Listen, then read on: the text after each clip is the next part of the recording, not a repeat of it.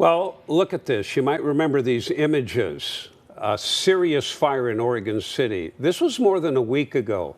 The flames are still not fully out. The vacant Blue Heron paper mill, now just a pile of smoldering rubble, a pile that's still smoldering days after that 3-alarm fire. And now to Joelle Jones. She is digging deeper into the aftermath and how things are still smoldering now. Joelle? Yeah, you wouldn't know that this fire took place more than a week ago from all the smoke. We're still not sure what caused this fire, but fire officials tell us it did start towards the base of those train tracks there near the gate. Since the fire was brought under control last Thursday, smoke and even flames continue to pop up here. You can see that roof still catching a bit of fire, sparking concern from the community. But today, officials say so far this smolder is no cause for alarm. New drone infrared video shows hotspots at the former Blue Heron paper mill site,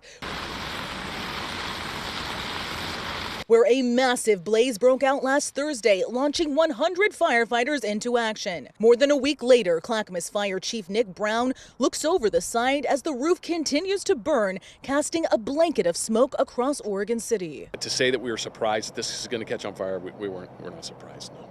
Clackamas Fire held a virtual meeting this morning to update the community and ease concerns. At this point, we do not believe that there is any toxic material in the air based on that air monitoring and sampling. Air quality samples conducted by DEQ and the Confederated Tribes of Grand Ronde found no traces of asbestos, but tests are ongoing. The tribes purchased and reclaimed the land in 2019, 1 year before the first major fire at the site, attributed to arson.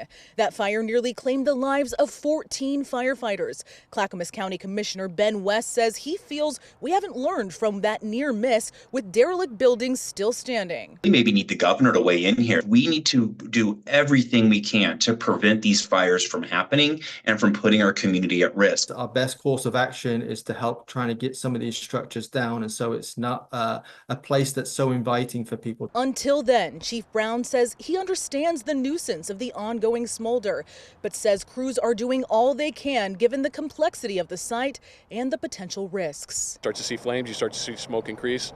You'll see firefighters down there applying water from a safe distance, but I can't risk my firefighters for something where there's no value and no lives are at stake.